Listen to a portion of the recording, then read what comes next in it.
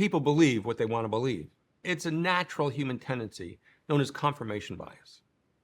And the internet is chock full of this. If you don't like Donald Trump, you're more likely to believe fake news headlines about him engaging in business fraud. If you don't like Kamala Harris, then you're more likely to believe false stories about her parents being communists. But there's a difference between what we find compelling and what's actually true. But we're living in a new era.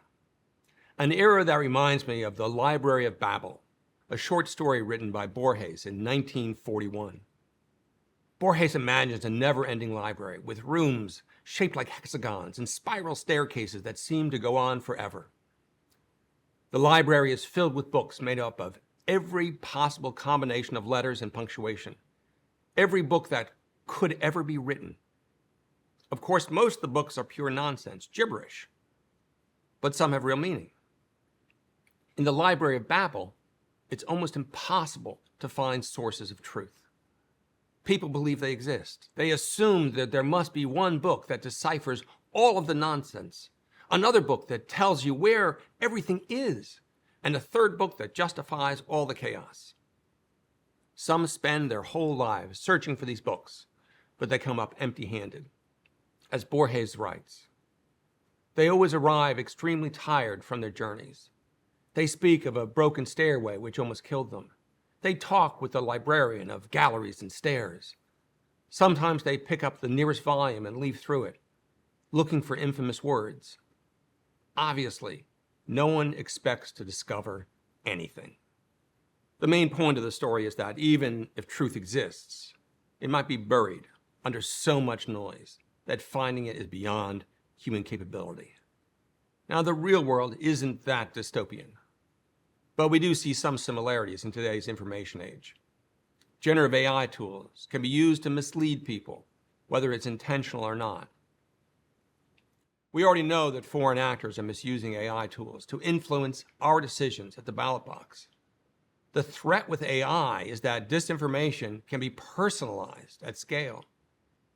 For example, if you see an appealing snippet of information about someone you dislike politically, it's likely that it was crafted to appeal to you so that you would share it. That's a powerfully dangerous piece of content. So what can we do about it? We're in a place where it becomes incumbent upon us, the people who are ingesting information, to take a more critical eye to what we see online. We must become skeptics and use our critical thinking skills. We need to be aware of the things that we're looking at and the things that we're reading. A good rule of thumb is, if it looks too good to be true, it's probably not. Also, consider the source.